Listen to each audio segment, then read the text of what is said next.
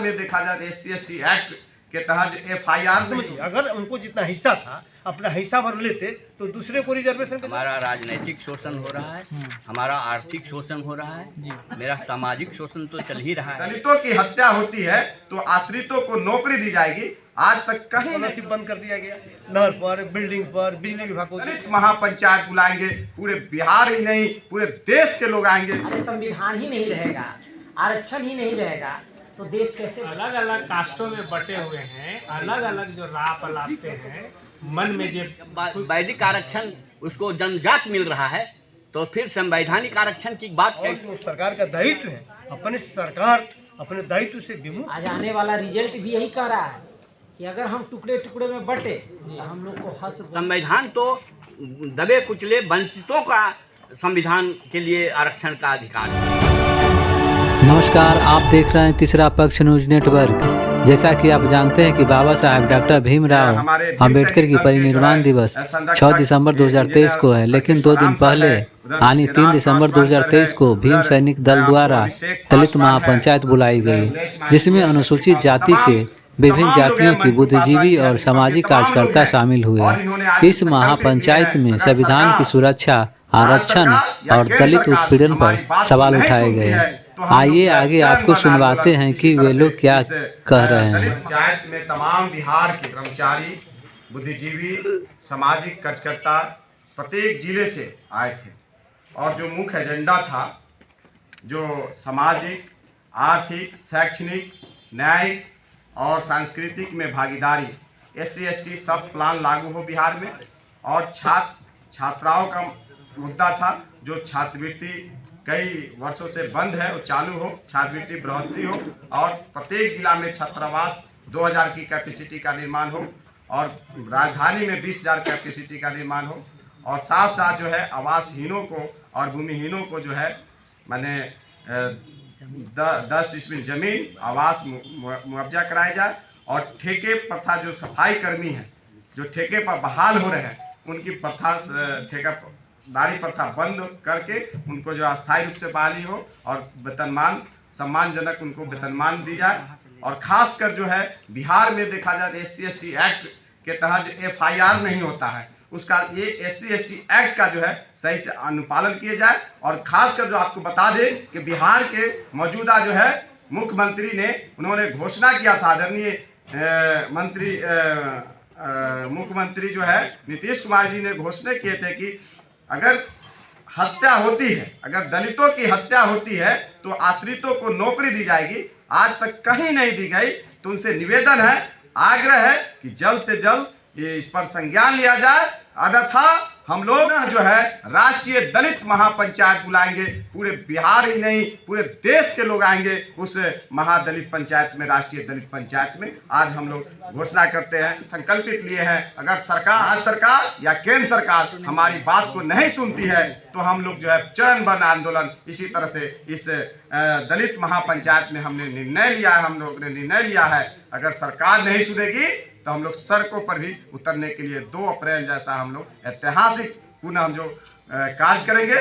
और मुख्य मुद्दा है जो कि हम लोग का SC/ST सब प्लान एक्ट लागू हो, ताकि बिहार में देखा गया है कि बिहार के माननीय मुख्यमंत्री जो है उन्होंने क्या किया कि SC/ST का जो है जो आवंटित राशि को जो है विचलन कर दिया।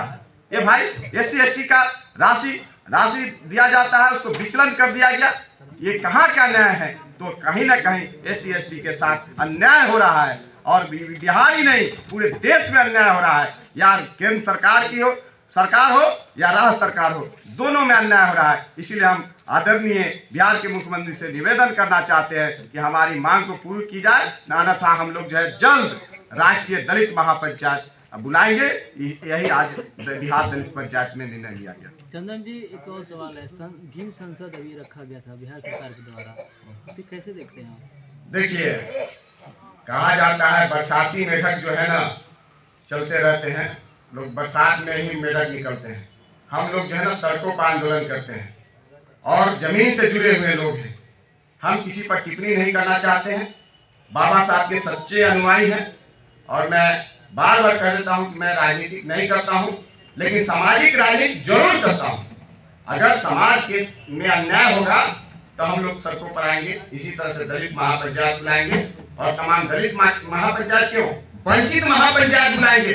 जो समाज में लोग वंचित हैं, उनके जो मुआवजा मिल नहीं रही है, जो सरकारी संवैधानिक अधिकार हैं वो हम नहीं मिल रही है वंचितों को, तो वंचित महापंचायत भी बुलाएंगे। यहाँ नहीं, दिल्ली में बुलाएंगे। पूरे देश के तमाम लोग जुटान होगी, तब इस सरकार को, इस राज्य की सरकार को समझ में आएगी। सर एक सवाल है, बड़ा सवाल है। दलित महापंचायत का सम्मेलन जो हुआ है, कार्यक्रम हुआ है, इसमें तमाम लोग मौजूद थे दलित समाज से, और चिराग पासवान भी और जीतन राम मांझी भी दलित समाज से आते हैं, वो लोग मौजूद नहीं। क्या लग रहा है कि दलित समाज जो है खंडित होते जा रहा है? चिराग पासवान की बात कर रहे हैं? कौन पासवान? कौन चिराग पासवान? चिराग पासवान को आप नहीं जानते? नहीं, हम नहीं जानते हैं। अच्छा, आप कहाँ हम तो सुन नाम नहीं जानते हैं। झूठ मूठ का आप लोग पर चर्चा करते रहते हैं। हम लोग नहीं जानते हैं कौन कहाँ है। लोग राजनीति, अरे भाई लोग राजनीति करते हैं, हम कहते हैं ना कि वो लोग राजनीति करते हैं। हम सामाजिक राजनीति करते हैं, सामाजिक न्याय की राजनीति करते हैं। हाँ, चिराग पासवान जी। अरे भाई हम कह नहीं जानते हैं, होंगे नेता हैं, बड़े नेता हो सकते हैं, हम नहीं जानते हैं। सर, हमारे गार्जियन है। सर बिहार में दलितों की स्थिति कैसे सुधरेगी सर, इस पर बताइए। सर मेरा सवाल है कि बिहार में दलितों की स्थिति को कैसे आप देख रहे हैं? देखिए, दलितों की स्थिति बहुत खराब। स्थिति ये है कि पहले तो हम लोग सोचते थे, और सरकार कानून बनाए, संविधान भी बना, एक्ट बना, सब कुछ है, इसलिए बना कि इसको संरक्षण करना है, संरक्षित करना है। सरकार संरक्षित करेगी और सरकार संरक्षित करने के लिए सारा कानून बनाए। लेकिन सबसे दुर्भाग्य बात है कि सरकार ही उसको तोड़ रही। लड़ाई तो हमारी सरकार से हो गई, अगर आम लोग तोड़ता तो उसके खिलाफ मान लीजिए कि हम लोग केस में जाते, फौजदारी करते, सरकार देखती। लेकिन सरकार ही हमारे सारे अधिकारों को छीनने के लिए उतावला मान लीजिए कि चाहे केंद्र सरकार हो चाहे स्टेट गवर्नमेंट हो। अब बताइए ना, हमारा पैसा निकाला कि शेड्यूल कास्ट पर खर्च होगा, और उस पैसा को नहर में दे दिया, उस पैसा को बिल्डिंग में दे दिया, उस पैसा को बिजली विभाग को दे दिया। और आपको एक बात और मैं बता रहा हूँ, मैं योजना एवं विकास विभाग से रिटायर किया, और योजना विकास विभाग में नियम बनाया हुआ है कि प्रत्येक विधायक और एमपी 20% जो राशि है, उनको जो फंड मिलता है उसमें 20% राशि SC ST पर खर्च करेंगे, उनको खर्च करना है। लेकिन दुर्भाग्य है कि आज तक हम जब रहा, एक भी SC ST का स्कीम किसी विधायक ने, किसी एमपी ने नहीं दिया। इवन शेड्यूल कास्ट का एमपी और विधायक उन लोगों ने भी नहीं दिया। सर एक सवाल है, इस कार्यक्रम से क्या कुछ बिहार सरकार पर असर पड़ेगा? बिहार सरकार पर असर पड़े या नहीं पड़े, लेकिन हम चाहते हैं कि हमारी जनता जो है, समाज जो है, वो इस चीज को जाने कि हमारा सरकार हमारी हितैषी नहीं है, हमारी दुश्मन है। तो जिस दिन हमारे लोग समझ जाएंगे सही बात को, सरकार को घुटना टेकना पड़ेगा। मेन हमारी लड़ाई वही है, सर आपको घुटने पर लाना। सर मेरा एक और सवाल है, आप बता रहे हैं कि संविधान बचाओ। हाँ, आप संविधान को वास्तविक रूप में देखिएगा, क्या खतरे में है अभी संविधान? निश्चित रूप से। पहला ये है कि संविधान में क्या व्यवस्था है, रिजर्वेशन किसको पढ़ेगा। 16(4) में व्यवस्था है कि उन पिछड़े वर्गों को जिनका प्रतिनिधित्व कम है, उन्हीं को रिजर्वेशन देना है। यही नियम है, संविधान 16(4) यही कहता है। लेकिन सवर्णों को आरक्षण दे दिया गया। भाई सवर्ण ज़्यादा सीट ले रहे थे, इसलिए ना SC ST OBC को रिजर्वेशन है। अगर अपने हिस्सा भर लेते तो दूसरे को रिजर्वेशन की जरूरत पड़ता। समझिए, अगर उनको जितना हिस्सा था अपना हिस्सा भर लेते तो दूसरे को रिजर्वेशन की जरूरत ही नहीं पड़ता। तो जिसके कारण रिजर्वेशन है, अब फिर उसको आप रिजर्वेशन दे रहे हो, इसका मतलब क्या? तो संविधान को तोड़ रहा है लोग, और सभी लोग कर रहा है। ऐसा नहीं कि हम सिर्फ बीजेपी को कहते हैं, यहाँ की सरकार ने भी उसको लागू किया। पूरे बिहार आए, वो तमिलनाडु छोड़ के हर एक जगह लोगों ने लागू कर दिया। उसी तरह से और भी आप देखिएगा 16(4) में, देखिए 1646 में डायरेक्टिव प्रिंसिपल है, उसमें सरकार को निर्देश है, संविधान निर्देश देता है कि जो भी स्टेट है उसका काम है कि शेड्यूल कास्ट और शेड्यूल ट्राइब का उनको शिक्षा को बढ़ावा देना, उनके आर्थिक उन्नयन के लिए काम करना। ठीक है, उसी के लिए पैसा भी आवंटित होता है। जो ऐसी जो संख्या के अनुपात में उनको पैसा आवंटित होता है, तो उस पैसा को इन पर खर्च करना। लेकिन उस पैसा को उन पर खर्च नहीं करके कहाँ कर दिया गया? नहर पर स्कॉलरशिप बंद कर दिया गया, नहर पर, बिल्डिंग पर, बिजली विभाग को दे दिया गया। अब कोई स्कीम आने की नहीं हुआ। अगर पैसा अगर शेड्यूल कास्ट के स्कॉलरशिप पर खर्च होता, वो मान लीजिए कि स्कीम जो है वो पैसा अगर मान लीजिए कि मकान बनाने पर खर्च होता, उस व्यापार करने में मान लीजिए शेड्यूल कास्ट को दिया जाता, तो आर्थिक उन्नयन होता। तो सामाजिक और जो सरकार का दायित्व है, अपने सरकार अपने दायित्व से विमुख हो रही है, जिसके कारण भी हम लोगों को आगे लड़ाई लड़ने के लिए तैयार होना पड़ेगा और समाज के लोगों को बताना पड़ेगा। सर मेरा एक और सवाल है कि बिहार में दलितों की बहुत बड़ी आबादी है सर, बहुत बड़ी आबादी है, फिर भी जो दलित छात्र है उसके लिए सरकार दलित छात्रों को किस रूप में देखती है, इस पर थोड़ा सा विश्लेषण से बताइए। वही स्कॉलरशिप करे ना, स्कॉलरशिप बंद कर दिया ना, स्कॉलरशिप बंद कर दिया इसलिए कि दलित वर्ग के छात्र जो आगे नहीं बढ़े। जो लड़का आगे पढ़ रहा था कहीं इंजीनियरिंग में, मेडिकल में, बाहर जो स्कॉलरशिप पढ़ रहा था उसको वापस मालिक बुला लिया गया, स्कॉलरशिप बंद हो गया, कहा गया कि पैसा नहीं है, जब दूसरा हमारे पैसा दूसरे जगह खर्चा कर दिया गया। ये तो बड़ा मान लें कि सरकार का सबसे बड़ा मान लें कि खराब स्थिति है। और मान लें कि एक चीज सवाल आपने पूछा था कि ये भीम संसद के बारे में आपका क्या, तो भाई भीम संसद में आप लोगों ने वहाँ गए होंगे, तो भीम संसद में क्या संविधान के संबंध में, डॉक्टर अंबेडकर के विचार के संबंध में किसी तरह का कोई एजेंडा वहाँ पुटअप हुआ? ये को नहीं हुआ होगा। वहाँ सिर्फ ये बताया गया होगा कि डॉक्टर अंबेडकर के बाद दलितों का सबसे बड़ा हितैषी मिस्टर नीतीश। तो भीम संसद का यही मतलब हुआ। संसद का मतलब है कि भाई एजेंडा पर बात करते, दलितों का समस्या पर बात करते, उसका निराकरण पर बात करते। तो आपने तो बात किया कि नीतीश कुमार सबसे बड़ा मान लिया कि अंबेडकर के बाद वही बड़ा नेता होगा।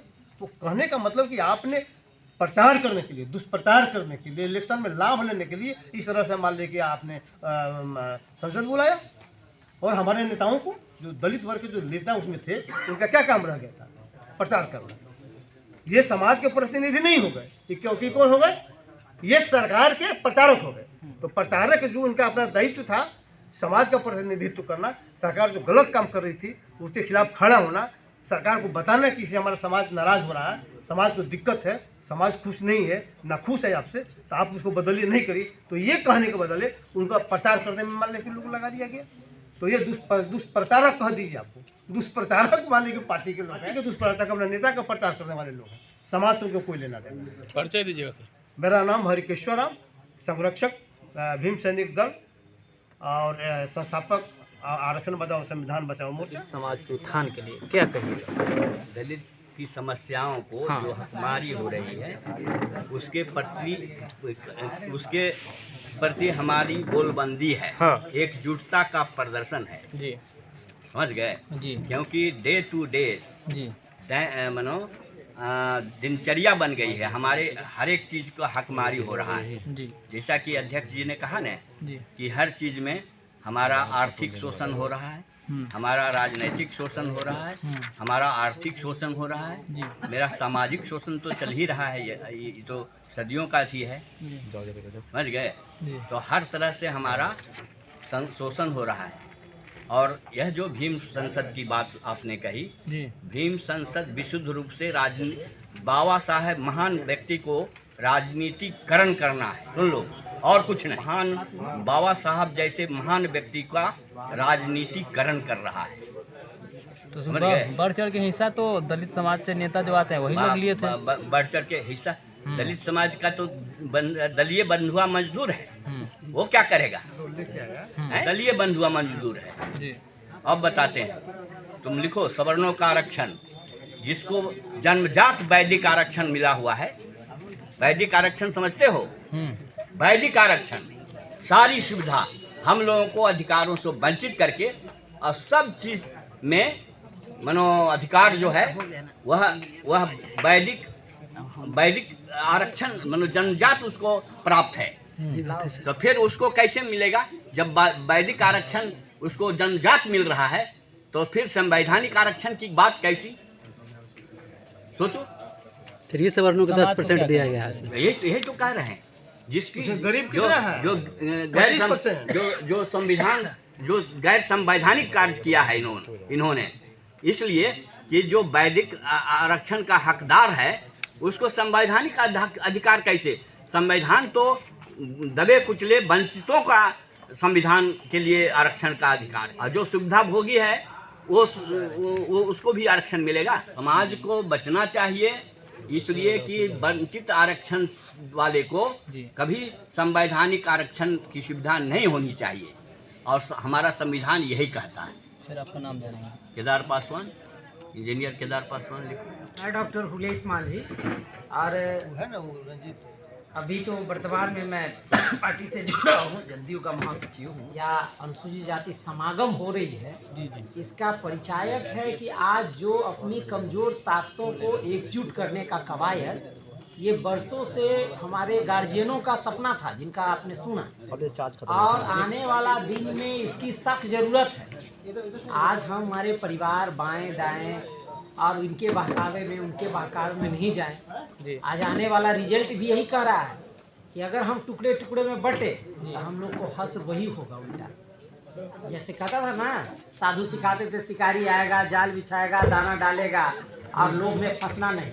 लेकिन हम तो लोभ और लालच में फंस गए और हमारी हश्र क्या हुआ, शिकारी ने उनको पकड़ करके ले गया, खा गया। उसी तरह हमारे अनुसूचित जाति का ना हो जाए, दलित महादलित के नहीं हो जाए। ये लोग आज आपस में जातीय संगठन का उद्भाव है, बोलबाला है, सब अपने आप में मतंग है। सबों को देखे कि छंद भर छद्दम आज़ादी लेकर मजे में, भाई हमारे बच्चे पढ़ रहे हैं, हम ये हैं। अरे संविधान ही नहीं रहेगा, आरक्षण ही नहीं रहेगा तो देश कैसे बचेगा? और यह देश के मूल निवासी का क्या हाल होगा? आज जाइए कहीं देखते हैं यार, वो गया है थाना में केस कर रहे हैं, वहाँ पुलिस जो मानववादी लोग हैं वो लोग उनको उल्टा नंगा करके मारता है। आप जदयू से जुड़े हुए हैं, हाँ ठीक है, भीम संसद जो रखा हाँ गया, हाँ, उसे कैसे देखते हैं आप? आपको भीम क्या लग संसद रहा है एक कि आपकी व्यापक समाज प्रयास था, इसके पॉजिटिव लेना चाहिए। गार्जियन ने जो दूसरी बात आपको बताया आप जान लीजिए, इसलिए कि ये सकारात्मक पक्ष है। 2 लाख की संख्या आई, उस बड़ी चट्टानी एकता ने कई मंच पर जो स्वर्ण समाज के थे या जो टीवी मीडिया तमाम सोशल मीडिया में देख रहे होंगे, उन लोगों को दांत खट्टा हो गया, उनको हैरत में पड़ गया वो चट्टानी एकता के देख के। अगर ये वोट में परिणत होता है तो हम लोगों को, आरएसएस भाजपा वालों को दाल नहीं गलेगा, संविधान बदलने वालों को दाल नहीं गलेगा। तो वो लोग भयभीत थे। जो 2 दलित नेता थे जो आपस में टकरा गए, आपको पता ही होगा, क्या कहेंगे? अरे वो सब तो आपस में भाई भाई का एक छोटी लड़ाई, अच्छा, यानी हम आगे तो हम आगे। लेकिन बड़ी लड़ाई डायनासोर जो आरक्षण और देश को खाने वाला है, उससे लड़ना है हमें भाजपा से लड़ना है। और हम लोग उसी की कवायद आज यहाँ आगे कर रहे हैं। आने वाला दिन में उन्हें हम 2024 में नहीं रोके तो सब कुछ खत्म हो जाएगा, ना तो संसद बचेगा, ना तो आरक्षण बचेगा, और वही पुरानी व्यवस्था, कमर में घंटी और गले में हांडी पड़ेगी। इसलिए बहुत दुर्बल दिन आने वाला है। एक और शराबबंदी पर जो हमारे पूर्व मुख्यमंत्री जीतनराम मांझी जी बोल रहे हैं, हम उनकी कोटि क्या भर्त्सना करते हैं, निंदा करते हैं। अगर वो पढ़ लिख करके और वो यहाँ तक आकर मुख्यमंत्री बने और वो शराबबंदी और में हम लोगों को फिर से पीने और पिलाने की बात कर रहे हैं, इसका हम घोर निंदा करते हैं। ऐसे में उन्हें सीखना चाहिए। हम लोग इसका विरोध करते हैं। कभी भी शराबबंदी हमारे समाज के लिए सफल नहीं होगा। हम लोग उसको बंद करेंगे और हम लोग भी एक अच्छे मार्ग पे चलेंगे। हमारे बाल बच्चा भी पढ़े, आज वो बंद करके अपने बाल बच्चों को पढ़ाकर डॉक्टर पीएचडी कराकर प्रोफेसर बना दिए, मंत्री बना दिए। और हमारे जो दबे कुचला परिवार पासवान, दुसाद, मुसर, भुइयां, डोम मेहतर है, उनको कहते हैं शराबबंदी में दारू बेचो पियो। तो हमारा परिवार क्या डॉक्टर इंजीनियर प्रोफेसर नहीं बनेगा? सिर्फ आपके परिवार के बढ़ने से बढ़ जाएगा। इसलिए हम लोग यहाँ नीतीश कुमार जी के जो शराबबंदी है उसका समर्थन करते हैं। और जीतन बाबू ने जो शराबबंदी लाने की बात कही उनका घोर निंदा करते हैं, कली भर्त्सना करते हैं। दलित महापंचायत जो लगा है, इसका मूल उद्देश्य को समझिए। जो हमको चमार, दुसाद, भुइयां, हलवार, तलवार, बेस्तर में बटे हुए हैं, इसको आगे चल करके इसी तरह से बांट के जो रोटी सेक रहे हैं, उससे बचने के लिए महापंचायत किया गया। यह वानगी है। 22 कास्ट जो हमारे बिहार में हैं, अनुसूचित जाति, तो अलग अलग कास्टों में बटे हुए हैं। अलग अलग जो राप अलापते हैं, मन में जो घुस गया है कि मैं दुसाद हूँ, चमार से जो ऊपर हूँ, मुसहर से कहते हो कि हम चमार हैं, तुम कहते हो कि हम मुसहर हैं, तो सब दिन तुम मूस ही खाते रहोगे, सब दिन चमार जूते सीते रहोगे, दुसार लाठी भांजते रहेगा। तो सब अलग अलग जब बटे रहोगे तो ये दलित महापंचायत का क्या फायदा हुआ? तो दलित महापंचायत जो लगाया गया है, यह वानगी है।